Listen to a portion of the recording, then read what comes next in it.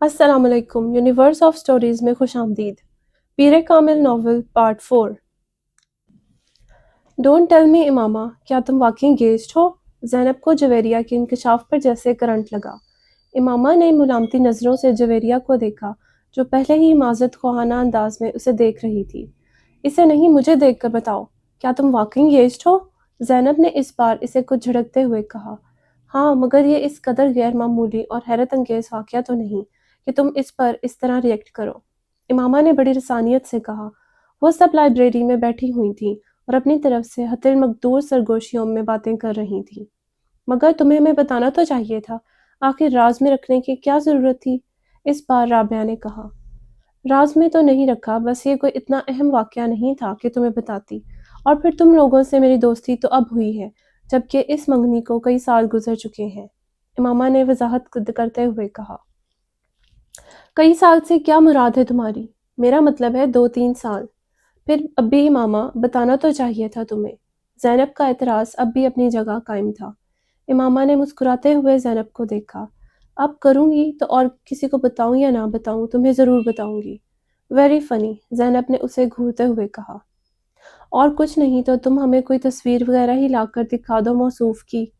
ہے کون، نام کیا ہے، کیا کرتا ہے؟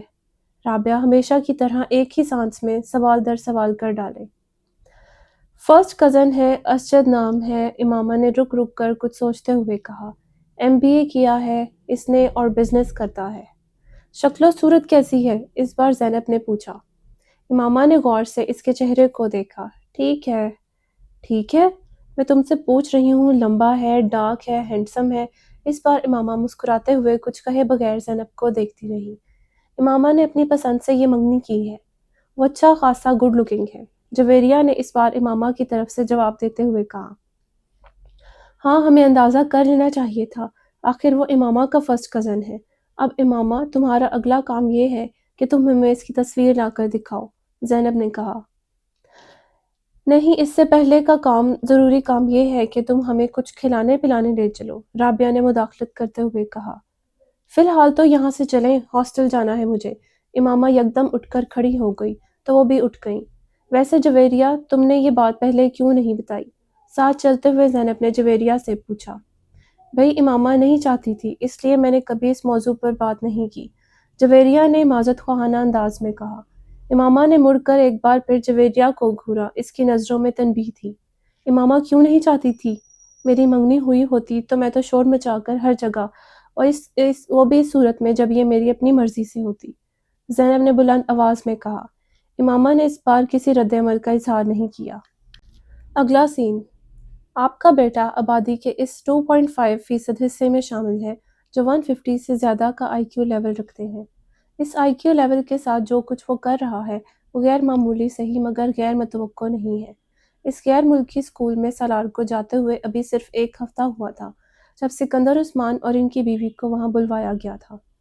اسکول کے سائیکالوجسٹ نے انہیں سالار سکندر کے مختلف IQ ٹیسٹ کے بارے میں بتایا تھا جس میں اس کی پرفارمنس نے اس کے ٹیچرز اور سائیکالوجسٹ کو حیران کر دیا تھا۔ اس اسکول میں وہ 150 کا IQ لیول والا پہلا اور واحد بچہ تھا، اور چند ہی دنوں میں وہ وہاں سب کی توجہ کا مرکز بن گیا تھا۔ سکندر عثمان اور ان کی بیوی سے ملاقات کے دوران سائیکالوجسٹ اور کو اس کے بچپن کے بارے میں کچھ اور کھوج لگانے کا موقع ملا۔ وہ کافی دلچسپی سے سالار کے کیس کو اسٹڈی کر رہا تھا، اور دلچسپی کی یہ نوعیت پروفیشنل نہیں ذاتی تھی۔ اپنے کیریئر میں وہ پہلی بار اس IQ لیول کے بچے کا سامنا کر رہا تھا۔ سکندر عثمان کو آج بھی وہ دن اچھی طرح یاد تھا۔ سالار اس وقت صرف 2 سال کا تھا اور غیر معمولی طور پر وہ اس کی عمر میں ایک عام بچے کی نسبت زیادہ صاف لہجے میں باتیں کرتا تھا، اور باتوں کی نوعیت ایسی ہوتی کہ ان کی بیوی اکثر حیران ہو جاتی۔ ایک دن جب اپنے بھائی سے فون پر بات کرنے کے لیے فون کر رہے تھے تو سالار ان کے پاس کھڑا تھا۔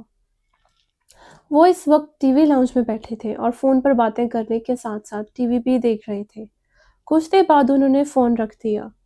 ریسیور رکھنے کے فوراً بعد انہوں نے سالار کو فون کا ریسیور اٹھاتے ہوئے دیکھا۔ ہیلو انکل، میں سالار ہوں، وہ کہہ رہا تھا۔ انہوں نے چونک کر اسے دیکھا۔ وہ اطمینان سے ریسیور کان سے لگائے ہوئے کسی سے باتوں میں مصروف تھا۔ میں ٹھیک ہوں، آپ کیسے ہیں؟ सिकंदर ने हैरत से इसे देखा। पहले इनके जहन में यही आया कि वो झूठ मूठ फ़ोन पर बातें कर रहा है। पापा मेरे पास बैठे टीवी देख रहे हैं। नहीं, उन्होंने नहीं किया, मैंने खुद किया है। वो इसके अगले जुमले पर चौंके। सलार, किससे बातें कर रहे हो? सिकंदर ने पूछा। अंकल शाहनवाज से, सलार ने सिकंदर को जवाब दिया। उन्होंने हाथ बढ़ाकर रिसीवर इससे ले लिया। उनका ख्याल था कि इसने गलती से कोई नंबर मिला लिया होगा या फिर लास्ट नंबर को रीडायल कर दिया होगा। उन्होंने कान से रिसीवर लगाया तो दूसरी तरफ उनके भाई थे। उन्होंने माजरत करते हुए अपने भाई से कहा, सलार ने कैसे डायल किया? वो तो बहुत छोटा है। इनके भाई ने दूसरी तरफ कुछ हैरानी से पूछा। मेरा ख्याल है इसने आपका नंबर रीडायल कर दिया है। इत्तेफाक से हाथ लग गया होगा। हाथ मार रहा था सेट पर। उन्होंने फ़ोन बंद कर दिया और रिसीवर नीचे रख दिया। सलार, जो खामोशी के साथ इनकी गुफ्तगू सुनने में मसरूफ़ था, रिसीवर नीचे रखते ही उसने एक बार फिर रिसीवर उठा लिया। इस बार सिकंदर उस्मान इसे देखने लगे। वो बिल्कुल किसी मैच्योर आदमी की तरह एक बार फिर शाहनवाज का नंबर डायल कर रहा था और बड़ी रवानी के साथ। वो एक लम्हे के लिए दम बखुद रह गए थे। 2 साल के बच्चे से इन्हें ये तवक्को नहीं थी। उन्होंने हाथ बढ़ाकर क्रेडल दबा दिया। सलार, तुम्हें शाहनवाज का नंबर मालूम है? उन्होंने हैरानी के इस झटके से संभलते हुए कहा। हाँ, बड़े इत्मीनान से जवाब दिया गया। क्या नंबर है? उसने भी रवानी के साथ वो नंबर दोहरा दिया। वो इसका चेहरा देखने लगे। इन्हें अंदाज़ा नहीं था कि वो गिनती के एतदाद से वाकिफ़ होगा। और फिर वो नंबर। तुम्हें ये नंबर किसने सिखाया? मैंने खुद सीखा। कैसे? अभी आपने मिलाया था। सलार ने इनको देखते हुए कहा। तुम्हें गिनती आती है? हाँ। कहाँ तक? 100 तक। सुनाओ। वो मशीन की तरह शुरू हो गया। एक ही सांस में उसने इन्हें 100 तक गिनती सुना दी। सिकंदर उस्मान के पेट में बल पड़ने लगे। अच्छा, मैं एक और नंबर डायल करता हूँ, मेरे बाद तुम इसे डायल करना। उन्होंने रिसीवर इससे लेते हुए कहा। अच्छा। सलार को ये सब एक दिलचस्प खेल की तरह लगा। सिकंदर उस्मान ने एक नंबर मिलाया और फिर फ़ोन बंद कर दिया। सलार ने फ़ौरन रिसीवर इनसे पकड़ा।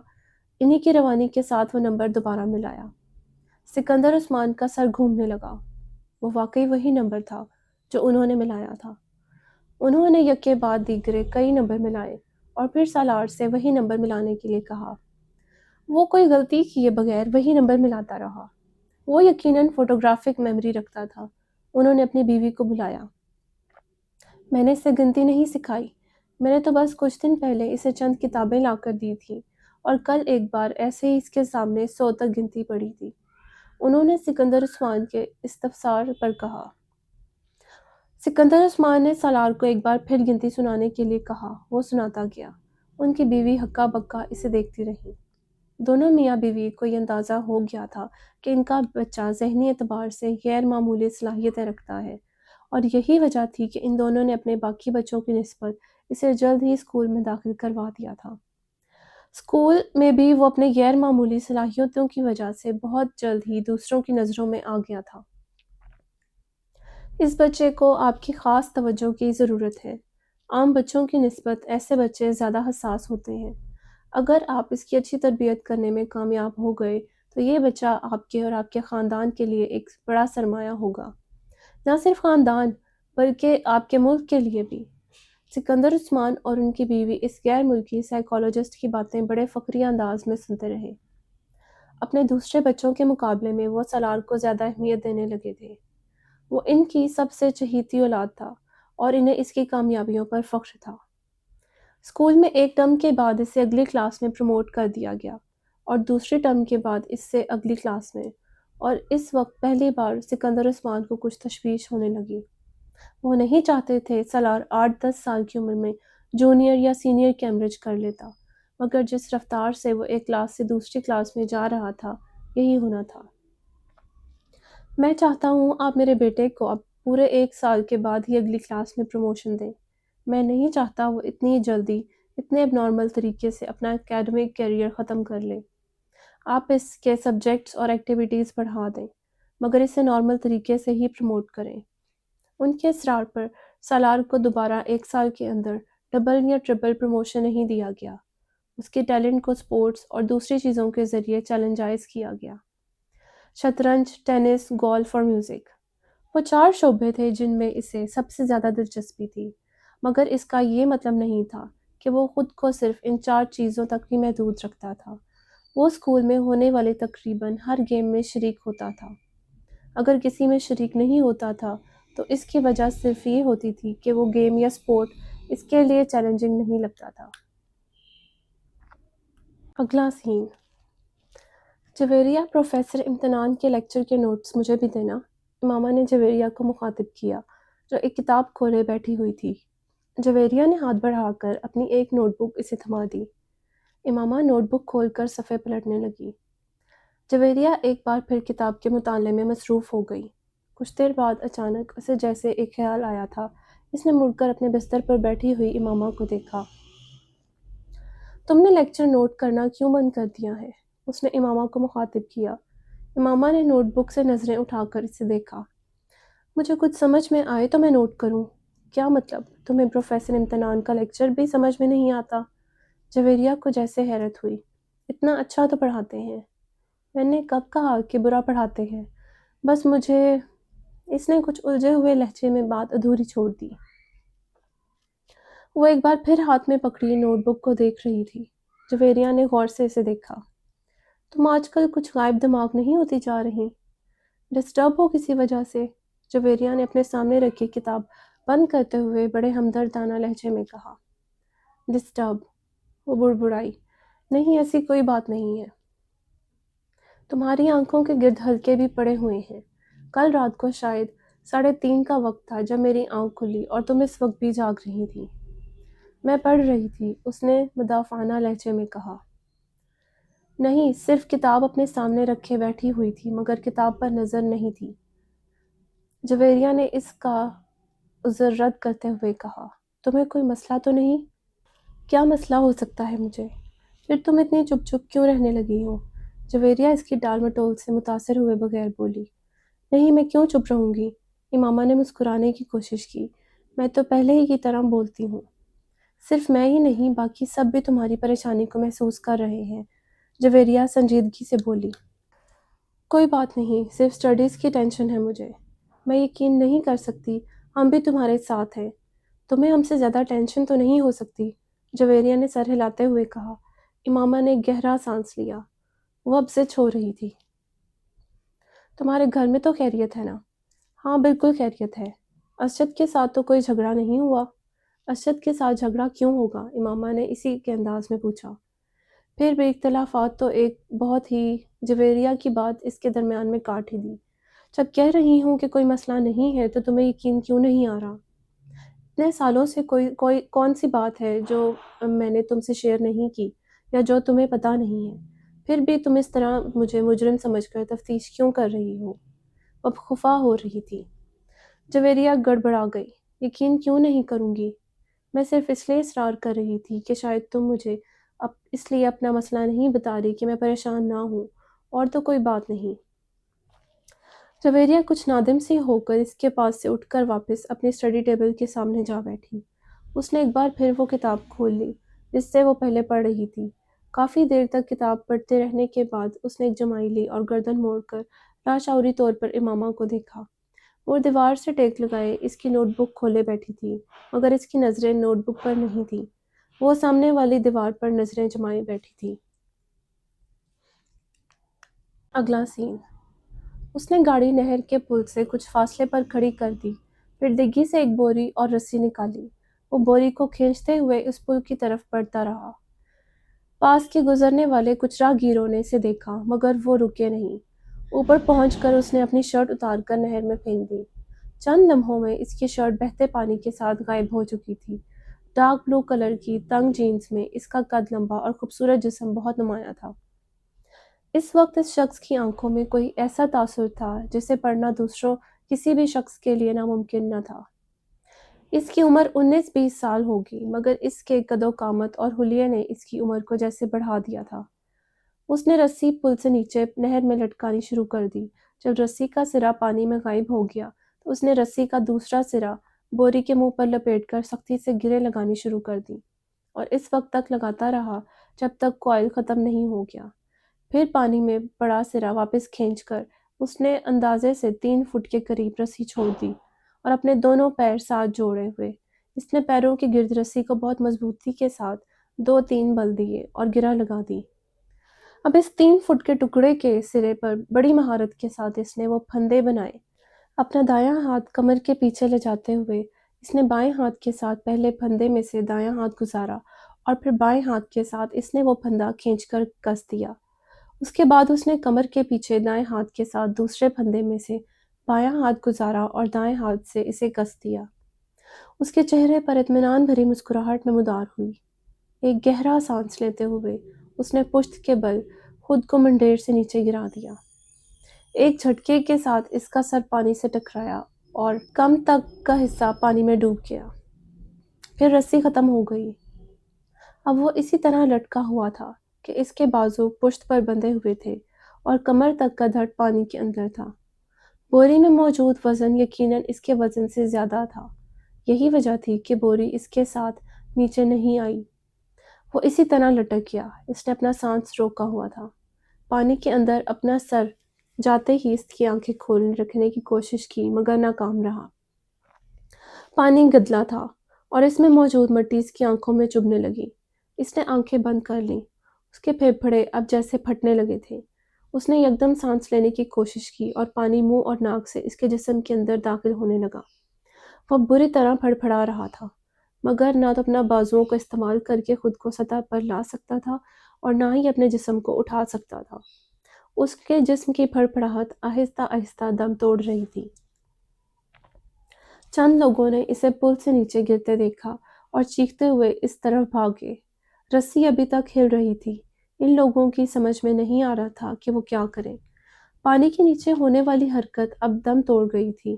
اس کی ٹانگیں اب بالکل بے جان نظر آ رہی تھیں۔ پل پر کھڑے لوگ خوف کے عالم میں اس بے جان وجود کو دیکھ رہے تھے۔ پل پر موجود ہجوم بڑھ رہا تھا۔ نیچے پانی میں موجود وجود ابھی بھی ساکت تھا۔ صرف پانی اسے حرکت دے رہا تھا، کسی پینڈولم کی طرح، آگے پیچھے، آگے پیچھے، آگے پیچھے۔ اگلا سین۔ امامہ جلدی سے تیار ہو جاؤ۔ رابعہ نے اپنی الماری سے اپنا ایک سوٹ نکال کر بیڈ پر پھینکتے ہوئے کہا۔ امامہ نے قدرے حیرانی سے اسے دیکھا۔ کس لیے تیار ہو جاؤں؟ بھئی شاپنگ کے لیے جا رہے ہیں، ساتھ چلو۔ رابعہ نے اسی تیز رفتاری کے ساتھ استری کا پلگ نکالتے ہوئے کہا۔ نہیں، مجھے کہیں نہیں جانا۔ اس نے ایک بار پھر اپنی آنکھوں پر اپنا بازو رکھتے ہوئے کہا۔ وہ اپنے بستر پر لیٹی ہوئی تھی۔ کیا مطلب ہے مجھے کہیں نہیں جانا؟ تم سے پوچھ کون رہا ہے؟ تمہیں بتا رہے ہیں، رابعہ نے اسے لہجے میں کہا۔ اور میں نے بتا دیا ہے میں کہیں نہیں جا رہی، اس نے آنکھوں سے بازو ہٹائے بغیر کہا۔ زینب بھی چل رہی ہے ساتھ ہمارے، پورا گروپ جا رہا ہے، فلم بھی دیکھیں گے واپسی پر، رابعہ نے پورا پروگرام بتاتے ہوئے کہا۔ امامہ نے ایک لہجے کے لیے اپنی آنکھوں سے بازو ہٹا کر اسے دیکھا۔ زینب بھی جا رہی ہے؟ ہاں، زینب کو ہم راستے سے پک کریں گے۔ امامہ کسی سوچ میں ڈوب گئی۔ تم بہت ڈل ہوتی جا رہی ہو امامہ، رابعہ نے قدرے ناراضی کے ساتھ تبصرہ کیا۔ ہمارے ساتھ کہیں آنا جانا ہی چھوڑ دیا ہے تم نے، آخر ہوتا کیا جا رہا ہے تمہیں؟ کچھ نہیں، بس میں آج کچھ تھکی ہوئی ہوں، اس لیے سونا چاہ رہی ہوں، امامہ نے بازو ہٹا کر اسے دیکھتے ہوئے کہا۔ تھوڑی دیر بعد جویریہ بھی اندر آ گئی اور وہ بھی اپنے ساتھ چلنے پر مجبور کرتی رہی، مگر امامہ کی زبان پر ایک ہی رٹ تھی، نہیں مجھے سونا ہے، میں بہت تھک گئی ہوں۔ وہ مجبوراً اسے برا بھلا کہتے ہوئے وہاں سے چلی گئیں۔ رستے سے انہوں نے زینب کو اس کے گھر سے پک کیا اور زینب کو پک کرتے ہوئے جویریہ کو یاد آیا کہ اس کے بیگ کے اندر اس کا والٹ نہیں ہے، وہ اسے ہاسٹل میں ہی چھوڑ آئی تھی۔ واپس ہاسٹل چلتے ہیں، وہاں سے والٹ لے کر پھر بازار چلیں گے۔ جویریہ کے کہنے پر وہ لوگ دوبارہ ہاسٹل چلی گئیں، مگر وہاں آ کر انہیں حیرانی کا سامنا کرنا پڑا کیونکہ کمرے کے دروازے پر تالا لگا ہوا تھا۔ یہ امامہ کہاں ہے؟ رابعہ نے حیرانی سے کہا۔ پتہ نہیں، کمرہ لاک کر کے اس طرح کہاں جا سکتی ہے؟ وہ تو کہہ رہی تھی کہ اسے سونا ہے، جویریہ نے کہا۔ ہاسٹل میں تو کسی کے روم میں نہیں چلی گئی، رابعہ نے خیال ظاہر کیا۔ وہ دونوں اگلے کئی منٹ ان واقف لڑکیوں کے کمروں میں جاتی رہیں جن سے ان کی ہیلو ہائی تھی، مگر امامہ کا کہیں کچھ پتہ نہ تھا۔ کہیں ہاسٹل سے باہر تو نہیں گئی؟ رابعہ کو اچانک خیال آیا۔ آؤ وارڈن سے پوچھ لیتے ہیں، جویریہ نے کہا۔ وہ دونوں وارڈن کے پاس چلی آئیں۔ ہاں، امامہ ابھی کچھ دیر پہلے باہر گئی ہے، وارڈن نے ان کی انکوائری پر بتایا۔ جویریہ اور رابعہ ایک دوسرے کا منہ دیکھنے لگیں۔ کہہ رہی تھی شام کو آئے گی، وارڈن نے انہیں مزید بتایا۔ وہ دونوں وارڈن کے کمرے سے نکل آئیں۔ یہ گئی کہاں ہے؟ ہمارے ساتھ تو جانے سے انکار کر دیا تھا کہ اسے سونا ہے، وہ تھکی ہوئی ہے اور اس کی طبیعت خراب ہے، اب اس طرح غائب ہو گئی ہے، رابعہ نے الجھے ہوئے انداز میں کہا۔ رات کو وہ قدرے لیٹ واپس آئیں اور جس وقت وہ واپس آئیں امامہ کمرے میں موجود تھی۔ اس نے مسکراتے ہوئے ان دونوں کا استقبال کیا۔ لگتا ہے خاصی شاپنگ ہوئی ہے آج، اس نے ان دونوں کے ہاتھ میں پکڑے ہوئے شاپرز کو دیکھتے ہوئے کہا۔ ان دونوں نے اس کی بات کے جواب میں کچھ نہیں کہا، بس شاپرز رکھ کر اسے دیکھنے لگیں۔ تم کہاں گئی ہوئی تھی؟ جویریہ نے اس سے پوچھا۔ امامہ کو جیسے ایک جھٹکا لگا۔ میں اپنا والیٹ لینے واپس آئی تھی تو تم یہاں نہیں تھیں، کمرہ لاکڈ تھا، جویریہ نے اسی انداز میں کہا۔ میں تو تم لوگوں کے پیچھے گئی تھی۔ کیا مطلب؟ جویریہ نے کچھ نہ سمجھنے والے انداز میں کہا۔ تمہارے نکلنے کے بعد میرا ارادہ بدل گیا تھا، میں یہاں سے زینب کی طرف گئی کیونکہ تم لوگوں نے اس کو پک کرنا تھا، مگر اس کے چوکیدار نے بتایا کہ تم لوگ پہلے ہی وہاں سے نکل گئے ہو، پھر میں وہاں سے واپس آ گئی، بس رستے میں کچھ کتابیں نہیں تھیں، میں نے امامہ نے کہا۔ دیکھا، تم سے پہلے ہی کہا تھا کہ ہمارے ساتھ چلو، مگر اس وقت تم نے فوراً انکار کر دیا تھا، بعد میں بیوقوفوں کی طرح پیچھے چل پڑی، ہم لوگ تو مشکوک ہو گئے تھے تمہارے بارے میں، رابعہ نے کچھ اطمینان سے ایک شاپر کھولتے ہوئے کہا۔ امامہ نے کوئی جواب نہیں دیا، وہ صرف مسکراتے ہوئے ان دونوں کو دیکھ رہی تھی۔ وہ دونوں اب اپنے شاپر کھولتے ہوئے خریدی ہوئی چیزیں اسے دکھا رہی تھیں۔ اگلا سین۔ تمہارا نام کیا ہے؟ پتہ نہیں۔ ماں باپ نے کیا رکھا تھا؟ وہ ماں باپ سے پوچھیں۔ خاموشی۔ لوگ کس نام سے پکارتے ہیں تمہیں؟ لڑکے یا لڑکیاں؟ لڑکے بہت سارے نام لیتے ہیں، زیادہ کون سا نام پکارتے ہیں؟ Dear devil. خاموش۔ اور لڑکیاں؟ وہ بھی بہت سے نام لیتی ہیں، زیادہ تر کس نام سے پکارتی ہیں؟ یہ میں نہیں بتا سکتا، اٹس ٹو پرسنل۔ گہری خاموشی، طویل سانس، پھر خاموشی۔ میں آپ کو ایک مشورہ دوں؟ کیا؟ آپ میرے بارے میں وہ جاننے کی کوشش کیوں نہیں کرتے جو نہ آپ پہلے جانتے ہیں اور نہ میں؟ آپ کی دائیں طرف ٹیبل پر جو سفید فائل پڑی ہے اس میں میرے سارے پرٹیکولرز موجود ہیں، پھر آپ وقت ضائع کیوں کر رہے ہیں؟ سائیکو انالسٹ نے اپنے پاس موجود ٹیبل لیمپ کی روشنی میں سامنے کا کاؤچ پر دراز اس نوجوان کو دیکھا جو اپنے پیر مسلسل ہلا رہا تھا۔ اس کے چہرے پر گہرا اطمینان تھا اور یوں لگ رہا تھا جیسے وہ سائیکو انالسٹ کے ساتھ ہونے والی اس ساری گفتگو کو بیکار سمجھ رہا تھا۔ کمرے میں موجود ٹھنڈک، خاموشی اور نیم تاریکی نے اس کے اعصاب کو بالکل متاثر نہیں کیا تھا۔ وہ بات کرتے ہوئے وقتاً فوقتاً کمرے میں چاروں طرف نظریں دوڑا رہا تھا۔ سائیکو انالسٹ کے لیے سامنے لیٹا ہوا وہ نوجوان ایک عجیب کیس تھا۔ وہ فوٹوگرافک میموری کا مالک تھا۔ اس کا آئی کیو لیول 150 کی رینج میں تھا۔ وہ through out standing academic record رکھتا تھا۔ وہ گولف میں پریزیڈنٹس گولڈ میڈل 3 بار جیت چکا تھا۔ اور وہ تیسری بار خودکشی کی ناکام کوشش کرنے کے بعد اس کے پاس آیا تھا۔ اس کے والدین ہی اسے اس کے پاس لے کر آئے تھے اور وہ بے حد پریشان تھے۔ وہ ملک کے چند بہت اچھے خاندانوں میں سے ایک سے تعلق رکھتا تھا، ایک خاندان جس کے پاس پیسے کی بھرمار تھی۔ 4 بھائیوں اور ایک بہن کے بعد وہ چوتھے نمبر پر تھا۔ 2 بھائی اور ایک بہن اس سے بڑے تھے۔ اپنی ذہانت اور قابلیت کی وجہ سے وہ اپنے والدین کا بہت زیادہ چہیتا تھا۔ اس کے باوجود پچھلے 3 سال میں اس نے 3 بار خودکشی کی کوشش کی۔ پہلی دفعہ اس نے سڑک پر بائک چلاتے ہوئے 1 وے کی خلاف ورزی کی اور بائک سے ہاتھ اٹھا لیے۔ اس کے پیچھے آنے والے ٹرک کانسٹیبل نے ایسا کرتے ہوئے اسے دیکھا تھا۔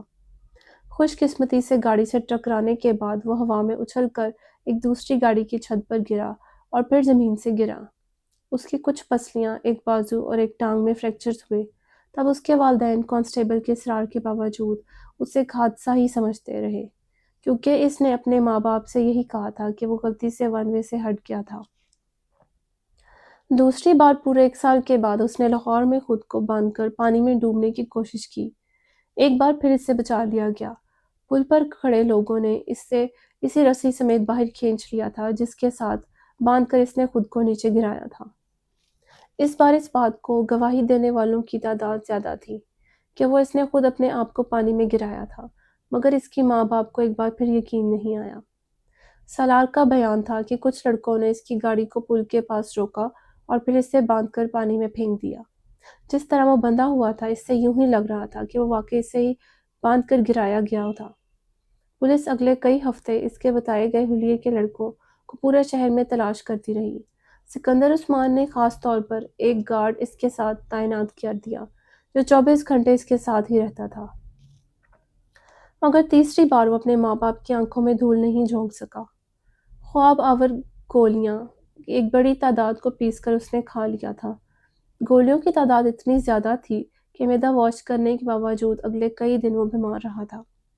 اس بار کسی کو بھی کوئی غلط فہمی نہیں ہوئی تھی۔ اس نے خانسامہ کے سامنے ان گولیوں کو پاؤڈر کو دودھ میں ڈال کر پیا تھا۔ سکندر عثمان اور طیبہ سکندر شاکڈ رہ گئے تھے۔ پچھلے دنوں واقعات بھی ابھی پوری طرح یاد آ گئے تھے اور وہ پچھتانے لگے تھے کہ انہوں نے پہلے اس کی بات پہ اعتبار کیوں کیا۔ پورا گھر اس کی وجہ سے پریشان ہو گیا تھا۔ اس کے بارے میں اسکول، کالونی اور خاندان ہر جگہ خبریں پھیل رہی تھیں۔ وہ اس بار اس بات سے انکار نہیں کر سکا کہ اس نے خودکشی کی کوشش کی، مگر وہ یہ بتانے پر تیار نہیں تھا کہ اس نے ایسا کیوں کیا تھا۔ بھائی بہن، ماں باپ، اس نے کسی کے سوال پر بھی جواب نہیں دیا تھا۔ سکندر اے لیولز کے بعد اس کے بڑے بھائیوں کی طرح اسے بیرون ملک تعلیم حاصل کرنے کے لیے بھجوانا چاہتے تھے۔ وہ جانتے تھے اس سے کہیں بھی نہ صرف بڑی آسانی سے ایڈمیشن مل جائے گا بلکہ اسکالرشپ بھی، لیکن ان کے سارے پلانز جیسے بکر کر کے اڑ گئے تھے، اور اب وہ اس سائیکو انالسٹ کے سامنے موجود تھا جس کے پاس سکندر عثمان نے اسے اپنے ایک دوست کے مشورے پر بھجوایا تھا۔ ٹھیک ہے سالار، بالکل ٹو دا پوائنٹ بات کرتے ہیں، مرنا کیوں چاہتے ہو تم؟ سالار نے کندھے اچکائے۔ آپ سے کس نے کہا کہ میں مرنا چاہتا ہوں؟ خودکشی کی 3 کوششیں کر چکے ہو تم۔ کوشش کرنے اور مرنے میں بڑا فرق ہوتا ہے۔ تینوں دفعہ تم اتفاقاً بچے ہو، ورنہ تم نے خود کو مارنے کی کوئی کسر نہیں چھوڑی تھی۔ دیکھیں، جس کو آپ خودکشی کی کوشش کہہ رہے ہیں، میں اسے خودکشی کی کوشش نہیں سمجھتا۔ میں صرف دیکھنا چاہتا تھا کہ موت کی تکلیف کیسی ہوتی ہے۔ وہ اس کا چہرہ دیکھنے لگا جو بڑے سکون سے انداز میں اسے سمجھانے کی کوشش کر رہا تھا۔ اور موت کی تکلیف تم کیوں محسوس کرنا چاہتے تھے؟ بس ایسے ہی، کیوروسٹی سمجھ لیں۔ سائیکو انالسٹ نے گہرا سانس لے کر اس 150 آئی کیو لیول والے نوجوان کو دیکھا جو اب چھت کو گھور رہا تھا۔ تو ایک بار خودکشی کی کوشش سے تمہارا یہ تجسس ختم نہیں ہوا؟ اوہ، تب میں بے ہوش ہو گیا تھا، اس لیے میں ٹھیک سے کچھ بھی محسوس نہیں کر سکا۔ دوسری بار بھی ایسا ہی ہوا، تیسری بار بھی ایسا ہی ہوا، وہ مایوسی سے سر ہلاتے ہوئے بولا۔ اور اب تم چوتھی بار کوشش کرو گے؟ یقیناً میں محسوس کرنا چاہتا ہوں کہ درد کی انتہا پر جا کر کیسا لگتا ہے۔ کیا مطلب؟ جیسے جوائے کی انتہا اسٹیسٹی ہوتی ہے، مگر میری سمجھ میں نہیں آتا کہ خوشی کی اس انتہا کے بعد کیا ہے۔ اس طرح درد کی بھی تو کوئی انتہا ہوتی ہوگی جس کے بعد آپ کچھ بھی سمجھ نہیں سکتے تھے، جیسے اسٹیسی میں آپ کچھ بھی نہیں سمجھ سکتے۔ میں نہیں سمجھ سکا۔ فرض کریں آپ ایک بار اسٹرائپٹیز دیکھ رہے ہیں، بہت تیز میوزک بج رہا ہے، آپ ڈرنک کر رہے ہیں، آپ نے کچھ ڈرگز بھی لی ہوئی ہیں، آپ ناچ رہے ہیں، پھر آہستہ آہستہ آپ اپنے ہوش و حواس کھو دیتے ہیں۔ آپ سرور میں ہیں، کہاں ہیں، کیوں ہیں، کیا کر رہے ہیں، آپ کو کچھ بھی پتہ نہیں، لیکن آپ کو یہ ضرور پتہ ہوتا ہے کہ آپ جو کچھ بھی کر رہے ہیں وہ آپ کو اچھا لگ رہا ہے۔ میں جب باہر چھٹیاں گزارنے جاتا ہوں تو اپنے کزنس کے ساتھ ایسے بارز میں جاتا ہوں۔ میرا پرابلم یہ ہے کہ ان کی طرح میں اسٹیسٹک مدہوش نہیں ہوتا۔ I never get wild with joy۔ مجھے ان چیزوں سے اتنی خوشی نہیں مل پاتی جتنی باقی لوگوں کو ملتی ہے۔ یہی چیز مجھے مایوس کرتی ہے۔ میں نے سوچا کہ اگر سرور کی انتہا پر نہیں پہنچ سکتا تو شاید میں درد کی انتہا پر پہنچ سکوں، لیکن وہ بھی نہیں ہو سکا۔ وہ خاصا مایوس نظر آ رہا تھا۔ تم اس طرح کی چیزوں میں وقت ضائع کیوں کرتے ہو؟ اتنا شاندار اکیڈمک ریکارڈ ہے تمہارا۔ سالار نے اس بار انتہائی بیزاری سے اس سے کہا، پلیز اب میری ذہانت کو راگ الاپنا مت شروع کر دیجیے گا۔ مجھے پتا ہے میں کیا ہوں، تنگ آ گیا ہوں میں اپنی تعریفیں سنتے سنتے۔ اس کے لہجے میں تلخی تھی۔ سائیکو انالسٹ کچھ دیر سے دیکھتا رہا۔ اپنے لیے کوئی گول کیوں نہیں سیٹ کرتے تم؟ میں نے کیا ہے۔ کیا؟ مجھے خودکشی کی ایک اور کوشش کرنی ہے۔ مکمل اطمینان تھا۔ کیا تمہیں کوئی ڈپریشن ہے؟ Not at all. تو پھر مرنا کیوں چاہتے ہو؟ ایک گہرا سانس۔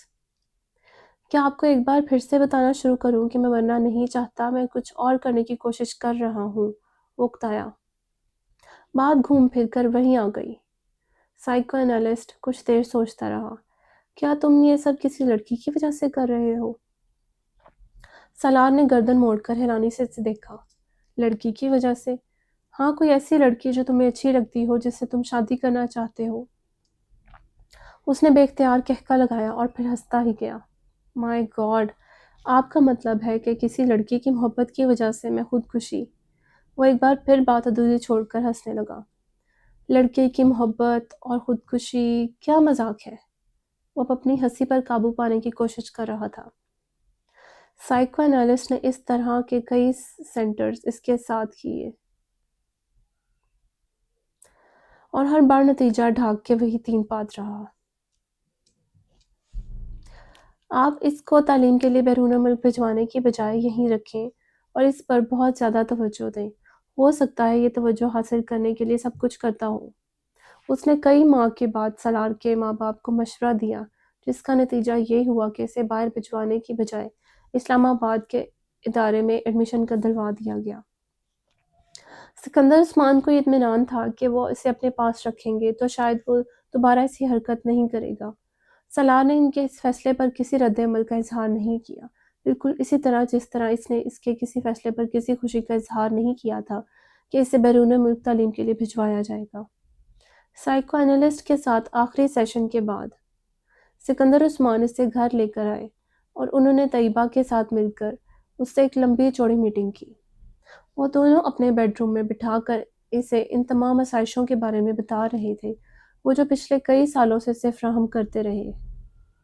انہوں نے ان کی توقعات کے بارے میں بھی بتایا جو اس سے رکھتے تھے، اسے ان محبت بھرے جذبات سے بے آگاہ کیا جو وہ اس کے لیے محسوس کرتے تھے۔ وہ بے تاثر چہرے کے ساتھ چوئنگم چباتا باپ کی بے چینی اور ماں کے آنسو دیکھتا رہا۔ گفتگو کے آخر میں سکندر عثمان نے تقریباً تنگ آ کر اس سے کہا، تمہیں کس چیز کی کمی ہے؟ کیا ہے جو تمہارے پاس نہیں ہے یا جو تمہیں چاہیے؟ مجھے بتاؤ۔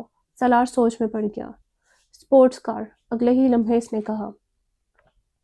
ٹھیک ہے، میں تمہیں اسپورٹس کار باہر سے منگوا دیتا ہوں، مگر دوبارہ ایسی کوئی حرکت مت کرنا جو تم نے کی ہے، اوکے؟ سکندر عثمان کو کچھ اطمینان ہوا۔ سالار نے سر ہلا دیا۔ طیبہ نے ٹشو سے اپنے آنسو صاف کرتے ہوئے جیسے سکون کا سانس لیا۔ وہ کمرے سے چلا گیا تو سکندر عثمان نے سگار سلگاتے ہوئے ان سے کہا، طیبہ، تمہیں اس پر بہت توجہ دینی پڑے گی۔ اپنی ایکٹیویٹیز کچھ کم کرو اور کوشش کرو کہ اس کے ساتھ روزانہ کچھ وقت گزار سکو۔ طیبہ نے سر ہلا دیا۔ اگلا سین۔ وسیم نے امامہ کو دور سے ہی لان میں بیٹھے دیکھ لیا۔ وہ کانوں پر ہیڈ فون لگائے واک مین پر کچھ سن رہی تھی۔ وسیم دبے قدموں اس کی پشت کی جانب سے اس کے عقب میں گیا اور اس کے پاس جا کر اس نے یکدم امامہ کے کانوں سے ہیڈ فون اتار کر کھینچ لیے۔ امامہ نے برق رفتاری سے واک مین کا سٹاپ کا بٹن دبا دیا۔ کیا سنا جا رہا ہے یہاں اکیلے بیٹھے؟ وسیم نے بلند آواز میں کہتے ہوئے ہیڈ فون کو اپنے کانوں میں ٹھونس لیا، مگر تب تک امامہ کیسٹ بند کر چکی تھی۔ کرسی سے اٹھ کر کھڑے ہو کر اس نے ہیڈ فون کو اپنی طرف کھینچتے ہوئے وسیم سے کہا، بدتمیزی کی بھی کوئی حد ہوتی ہے وسیم، بہیو یور سیلف۔ اس کا چہرہ غصے سے سرخ ہو رہا تھا۔ وسیم نے ہیڈ فون کے سروں کو نہیں چھوڑا۔ امامہ کے غصے کا اس پر کوئی اثر نہیں ہوا تھا۔ میں سننا چاہتا ہوں تم کیا سن رہی تھی؟ اس میں بدتمیزی والی کیا بات ہے؟ کیسٹ کون کرو؟ امامہ نے کچھ جھنجھلاتے ہوئے ہیڈ فون کو واک مین سے الگ کر دیا۔ میں تمہارے سننے کے لیے واک مین لے کر یہاں نہیں بیٹھی، دفعہ ہو جاؤ یہ ہیڈ فون لے کر۔ وہ ایک بار پھر اپنی کرسی پر بیٹھ گئی۔ اس نے واک مین کو بڑی مضبوطی کے ساتھ اپنے ہاتھ میں جکڑا ہوا تھا۔ وسیم کو لگا جیسے وہ کچھ گھبرائی ہوئی ہے، مگر وہ گھبرائے گی کیوں؟ وسیم نے سوچا اور اس خیال کو ذہن سے جھٹکتے ہوئے سامنے والی کرسی پر جا کر بیٹھ گیا۔ ہیڈ فون کو اس نے میز پر رکھ دیا۔ یہ لو، اپنا غصہ ختم کرو، واپس کر رہا ہوں میں، تم سنو جو سن رہی تھی۔ اس نے بڑے حوصلے اور جواب انداز میں ہاتھ اٹھاتے ہوئے کہا۔ اس نے بڑے صلاح جویانہ انداز میں ہاتھ اٹھاتے ہوئے کہا، نہیں اب مجھے نہیں سننا کچھ، تم ہیڈ فون رکھو اپنے پاس۔ امامہ نے ہیڈ فون کی طرف ہاتھ نہیں بڑھایا۔ ویسے تم کیا سن رہی تھی؟ کیا سنا جا سکتا ہے؟ امامہ نے اسی کے انداز میں کہا۔ غزلیں سن رہی ہوگی، وسیم نے خیال ظاہر کیا۔ تمہیں پتہ ہے وسیم، تم میں بہت ساری عادتیں بوڑھی عورتوں والی ہیں، مثلاً بال کی کھال اتارنا اور دوسروں کی جاسوسی کرتے پھرنا اور شرمندہ بھی نہ ہونا۔ اور تمہیں پتہ ہے کہ تم آہستہ آہستہ کتنی خودغرض ہوتی جا رہی ہو، وسیم نے ترکی بہ ترکی جواب دیتے ہوئے کہا۔ امامہ نے اس کی بات پر برا نہیں مانا۔ اچھا، تمہیں پتہ چل گیا کہ میں خود غرض ہوں، اس بار اس نے مسکراتے ہوئے کہا۔ حالانکہ تم جتنے بیوقوف ہو، میں یہ سوچ بھی نہیں سکتی تھی کہ نتیجہ اخذ کر لو گے۔ تم اگر مجھے شرمندہ نہ کرنے کی کوشش کر رہی ہو تو مت کرو، میں شرمندہ نہیں ہوں گا، وسیم نے ڈٹائی کا مظاہرہ کرتے ہوئے کہا۔ پھر بھی ایسے کاموں کی کوشش تو ہر ایک پر فرض ہوتی ہے۔ آج تمہاری زبان کچھ زیادہ نہیں چل رہی، وسیم نے اسے غور سے دیکھتے ہوئے کہا۔ ہو سکتا ہے نہیں ایسا ہی ہے۔ چلو اچھا، وہ چپ شاہکار کا روزہ تو توڑ دیا تم نے جو اسلام آباد آنے پر تم رکھ لیتی ہو۔ امامہ نے غور سے وسیم کو دیکھا۔ کون سا چپ شاہ کا روزہ؟ تم جب سے لاہور گئی ہو خاصی بدل گئی ہو۔ مجھ پر سٹڈیز کا بہت بوجھ ہوتا ہے، سب پر ہوتا ہے ماما، مگر کوئی بھی سٹڈیز کو اتنا سر پر سوار نہیں کرتا، وسیم نے اس کی بات کاٹتے ہوئے کہا۔ چھوڑو اس فضول بحث کو، یہ بتاؤ تم آج کل کیا کر رہے ہو؟ ایش، وہ اسی طرح کرسی جھلاتا رہا۔ یہ تو تم پورا سال ہی کرتے ہو، میں آج کل کی خاص مصروفیت کا پوچھ رہی ہوں۔ آج کل تو بس دوستوں کے ساتھ پھر رہا ہوں۔ تمہیں پتہ ہونا چاہیے کہ پیپرز کے بعد میری مصروفیات کیا ہوتی ہیں۔ سب کچھ بھولتی جا رہی ہو تم، وسیم نے افسوس بھری نظروں سے کہا۔ میں نے اس امید سے یہ سوال کیا تھا کہ شاید اس سال تم میں کوئی بہتری آ جائے گی، مگر نہیں، میں نے بیکار سوال کیا، امامہ نے اس تبصرے کے جواب میں کہا۔ تمہیں پتہ ہونا چاہیے کہ میں تم سے 1 سال بڑا ہوں، تم نہیں، اس لیے اب اپنی ملامتی تقریر ختم کر دو، وسیم نے اسے کچھ جتاتے ہوئے کہا۔ یہ ساتھ والوں کے لڑکے سے تعلقات کا کیا حال ہے؟ امامہ کو اچانک یاد آیا۔ چوں سے بس کچھ عجیب سے ہی تعلقات ہیں، وسیم نے کندھے اچکاتے ہوئے کہا۔ بڑا عجیب سا بندہ ہے، موڈ اچھا ہے تو دوسروں کو 7ویں آسمان پر بٹھا دے گا، موڈ خراب ہو تو سیدھا گٹر میں پہنچا دے گا۔ تمہارے زیادہ تر دوست اسی طرح کے ہیں، امامہ نے مسکراتے ہوئے کہا۔ کندھم جنس باہم جنس پرواز۔ نہیں خیر، ایسی بھی کوئی بات نہیں ہے، کم از کم میری عادتیں اور خطے چوچو جیسی تو نہیں ہیں۔ وہ تو باہر جانے والا تھا نا، امامہ کو اچانک یاد آیا۔ ہاں جانا تو تھا، مگر پتہ نہیں، میرا خیال ہے اس کے پیرنٹس نہیں بھیجوا رہے۔ حلیہ بڑا عجیب سا ہوتا ہے اس کا، مجھے بعض دفعہ لگتا ہے پیسوں کے کسی قبیلے سے کسی نہ کسی طرح اس کا تعلق ہوگا یا آئندہ ہو جائے گا۔ تم نے دیکھا ہے اسے؟ کل میں باہر سے آ رہی تھی تو دیکھا تھا، وہ بھی اس وقت باہر نکل رہا تھا، کوئی لڑکی بھی تھی ساتھ۔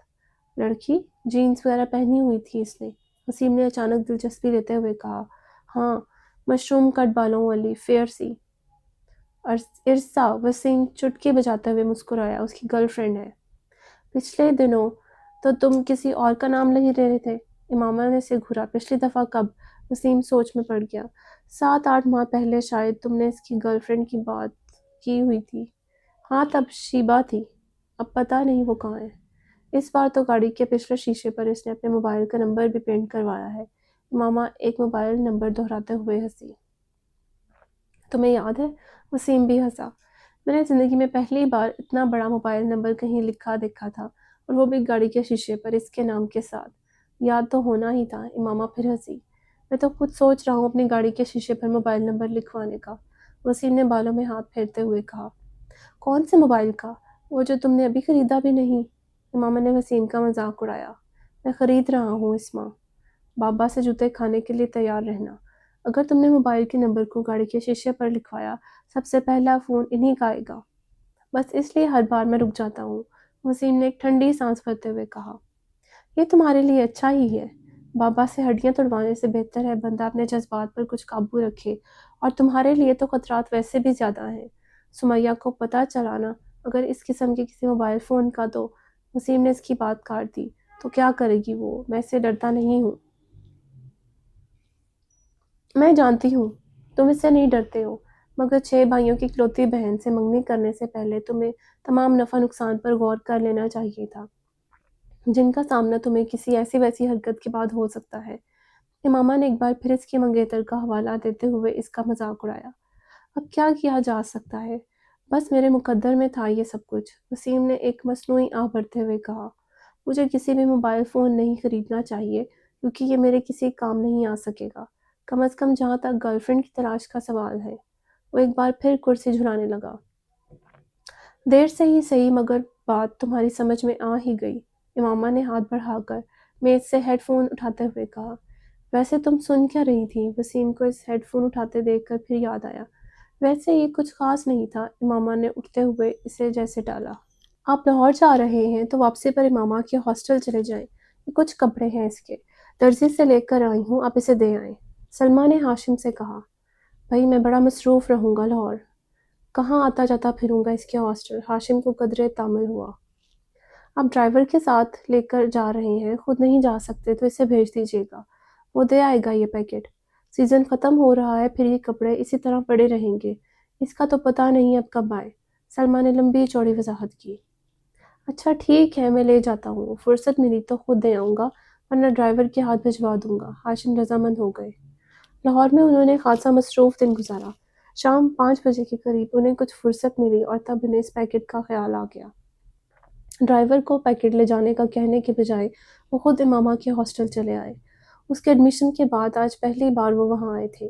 گیٹ کیپر کے ساتھ انہوں نے امامہ کے لیے پیغام بھجوایا اور خود انتظار کرنے لگے۔ ان کا خیال تھا کہ وہ جلد ہی آ جائے گی، مگر ایسا نہ ہوا۔ 10 منٹ، 15 منٹ، 20 منٹ، اب کچھ بیزار ہونے لگے۔ اس سے پہلے کہ وہ اندر دوبارہ پیغام بھجواتے، انہیں گیٹ کیپر ایک لڑکی کے ساتھ آتا دکھائی دیا۔ کچھ قریب آنے پر انہوں نے اس لڑکی کو پہچان لیا۔ وہ جویریہ تھی، امامہ کی بچپن کی دوست، اور اس کا تعلق بھی اسلام آباد سے ہی تھا۔ السلام علیکم انکل، جویریہ نے پاس آ کر کہا۔ وعلیکم السلام بیٹا، کیسی ہو تم؟ میں ٹھیک ہوں، میں یہ امامہ کے کچھ کپڑے دینے آیا تھا، لاہور آ رہا تھا تو اس کی امی نے پیکٹ دے دیا، اب یہاں بیٹھے مجھے گھنٹہ ہو گیا ہے، مگر انہوں نے اسے بلایا نہیں۔ ہاشم کے لہجے میں شکوہ تھا۔ انکل امامہ مارکیٹ گئی ہے کچھ دوستوں کے ساتھ، آپ یہ پیکٹ مجھے دے دیں، میں خود اسے دے دوں گی۔ ٹھیک ہے تم رکھ لو، ہاشم نے وہ پیکٹ جویریہ کی طرف بڑھا دیا۔ رسمی السلام علیکم وعلیکم السلام کے بعد وہ واپس مڑ گئے۔ جویریہ بھی پیکٹ پکڑ کر ہاسٹل کی طرف چلی گئی، مگر اب اس کے چہرے پر موجود مسکراہٹ غائب ہو چکی تھی۔ کوئی بھی اس وقت اس کے چہرے پر پریشانی کو واضح طور پر بھانپ سکتا تھا۔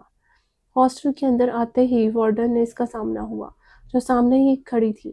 جویریہ کے چہرے پر ایک بار پھر مسکراہٹ آ گئی۔ بات ہوئی تمہاری اس کے والد سے؟ وارڈن نے اسے دیکھتے ہوئے اس کی طرف بڑھتے ہوئے کہا۔ جی بات ہوئی، پریشانی والا کوئی مسئلہ نہیں ہے، وہ اسلام آباد میں اپنے گھر پر ہی ہے، اس کے والد یہ پیکٹ لے کر آئے تھے، میرے گھر والوں نے میرے کچھ کپڑے بھجوائے ہیں، انکل لاہور آ رہے تھے تو امامہ نے کہا کہ وہ لے جائیں۔ انکل نے غلطی سے یہاں آ کر میرا نام لینے کی بجائے امامہ کا نام لے دیا، جویریہ نے ایک ہی سانس میں کئی جھوٹ روانی سے بولے۔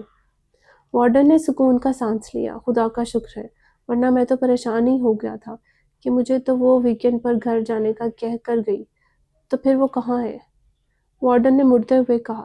جویریہ پیکٹ پکڑے اپنے کمرے کی طرف چلی آئی۔ رابعہ اسے دیکھتے ہی تیر کی طرح اس کی طرف آئی۔ کیا ہوا؟ اسلام آباد میں ہی ہے وہ؟ نہیں، جویریہ نے مایوسی سے سر ہلا دیا۔ مائی گاڈ! رابعہ نے بے یقینی سے اپنے دونوں ہاتھ کراس کر کے سینے پر رکھے۔ تو پھر کہاں گئی ہے وہ؟ مجھے کیا پتا، مجھ سے تو اس نے یہی کہا تھا کہ گھر جا رہی ہوں، مگر وہ گھر نہیں گئی۔ آخر گئی کہاں ہے؟ امامہ ایسی تو نہیں ہے، جویریہ نے پیکٹ بستر پر پھینکتے ہوئے کہا۔ وارڈن سے کیا کہا تم نے؟ رابعہ نے تشویش بھرے انداز میں پوچھا۔ کیا کہا؟ جھوٹ بولا ہے اور کیا کہہ سکتی ہوں؟ یہ بتا دیتی کہ وہ اسلام آباد میں نہیں ہے تو ہاسٹل میں بھی ہنگامہ شروع ہو جاتا تو پولیس کو بلوا لیتے، جویریہ نے ناخن کاٹتے ہوئے کہا۔ اور انکل کو، ان کو کیا بتایا ہے؟ رابعہ نے پوچھا۔ ان سے بھی جھوٹ بولا ہے، یہی کہا ہے کہ وہ مارکیٹ گئی ہے، مگر اب ہوگا کیا؟ رابعہ نے پریشانی کے عالم میں کہا۔ مجھے تو یہ فکر ہو رہی ہے کہ اگر وہ واپس نہ آئی تو میں تو بری طرح پکڑی جاؤں گی، سب یہی سمجھیں گے کہ میں اس کے پروگرام کا پتہ تھا اور اس نے وارڈن کے گھر والوں سے سب کچھ چھپایا۔ جویریہ کی پریشانی بڑھتی جا رہی تھی۔ کہیں امامہ کو کوئی حادثہ تو پیش نہیں آ گیا، ورنہ وہ ایسی لڑکی تو نہیں ہے اس طرح۔ رابعہ کو اچانک ایک خدشے نے ستایا۔ مگر اب ہم کیا کریں؟ ہم تو کسی سے اس سارے معاملے کو ڈسکس بھی نہیں کر سکتے۔ جویریہ نے ناخن کترتے ہوئے کہا۔ زینب سے بات کریں، رابعہ نے کہا۔ فار گاڈ سیک رابعہ، کبھی تو عقل سے کام لے لیا کرو، اس سے کیا بات کریں گے ہم؟ جویریہ نے جھنجھلا کر کہا۔ تو پھر انتظار کرتے ہیں، ہو سکتا ہے وہ آج رات تک یا کل تک آ جائے گی۔ اگر آ گئی تو پھر کوئی مسئلہ نہیں رہے گا، اور اگر نہ آئی پھر ہمیں وارڈن کو سب کچھ سچ سچ بتا دیں گے۔ رابعہ نے سنجیدگی سے سارے مسئلے پر غور کرتے ہوئے طے کیا۔ جویریہ نے اسے دیکھا مگر اس کے مشورے پر کچھ کہا نہیں۔ پریشانی اس کے چہرے سے جھلک رہی تھی۔ Thank you for watching our stories. Kindly subscribe our channel, The Universe of Stories. Like it and share it as much as you can. Thank you.